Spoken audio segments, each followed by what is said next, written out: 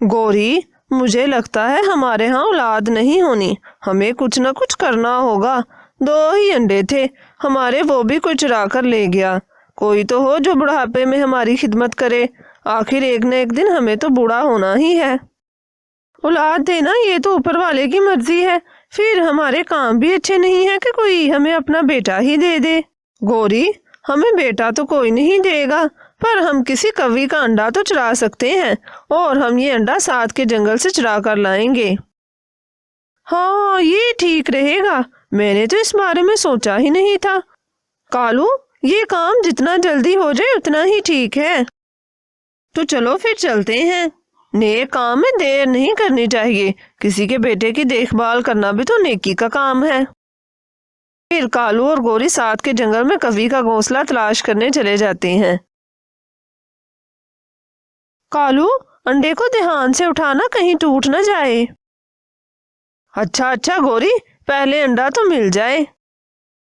जंगल में कालू की नजर एक घोंसले पर पड़ती है जिसमें एक अंडा होता है। गौरी, मुझे ये अंडा कौवी का ही लग रहा है। हाँ, ये कौवी का अंडा ही है, हमने तो सोचा भी नहीं था कि इतनी जल्दी अंडा मिल जाएगा। कालू, आसपास कोई पंछी नहीं, जल्दी से अंडे को उठाओ, मैं ध्यान रखती हूँ। गौरी और कालू अंडा उठाकर ले जाते हैं।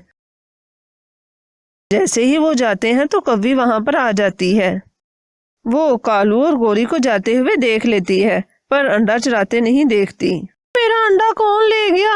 ये मेरा इकलौता वारिस था, अब मैं क्या करूं?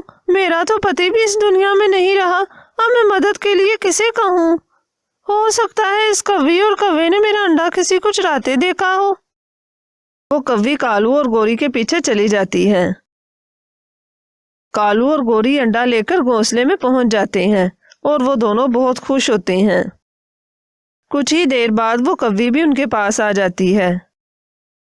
ये तो मेरा अंडा है, यही तो मेरी जिंदगी का आखिरी सहारा है, आपने मेरा अंडा क्यों चुराया? एक माँ से उसका सहारा चुराते हुए आपको जरा भी दया नहीं आई। ओ कौवी बहन, कौन सा अंडा? ये अंडा तो मेरी गौरी का है, हमने किसी का अंडा क्यों चुराना था? मुझे अपने अंडे की अच्छे से निशानी याद है, ये मेरा ही अंडा है, मेरा अंडा दे दो वरना मैं आपके राजा मिट्ठू राजा के पास जाऊंगी, मुझे यकीन है वो मेरी मदद करेंगे। जाओ जाओ मिट्ठू राजा के पास, जब ये अंडा है ही मेरा तो तुम क्या कर लोगी?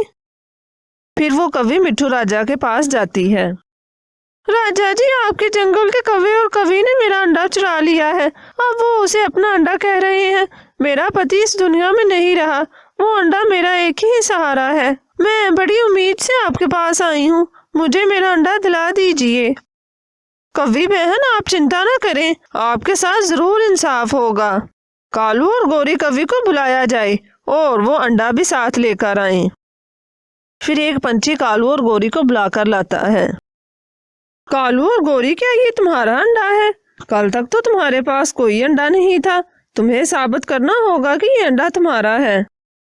राजा जी, ये अंडा भी आज सुबह ही गौरी ने दिया है, आप चाहे तो चेक कर सकते हैं। फिर सोनो चिड़िया राजा जी के कहने पर अंडे को गौर से देखती है।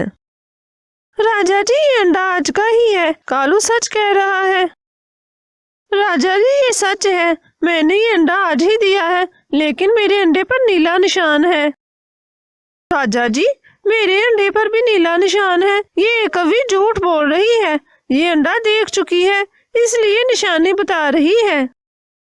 जब राजा जी दोनों तरफ से पंछियों के बयान सुन लेते हैं तो वो काफी चिंतित हो जाते हैं कि कहीं किसी के साथ नाइंसाफी न कर दें, लेकिन राजा जी अपनी अक्लमंदी की वजह से पहले ही बहुत जाने जाते थे, क्योंकि ये फैसला करना बहुत मुश्किल है कि अंडा किस पंछी का है, इसलिए मैं ऐलान करता हूँ कि इस अंडे के 2 हिस्से कर दिए जाएं और दोनों को एक एक हिस्सा दिया जाए।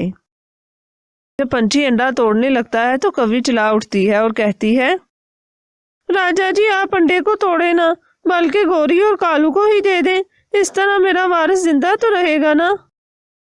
वहां पर मौजूद सब पंछी जान गए थे कि ये अंडा गौरी का नहीं बल्कि मुसाफिर कौवी का है, जबकि कालू और गौरी खामोश थे।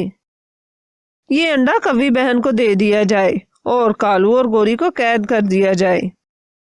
इस तरह कालू और गोरी को उनके झूठ और चोरी की सजा मिल जाती है और राजा जी अपने इंसाफ की वजह से फिर एक दफा पंछियों के दिल जीत लेते हैं।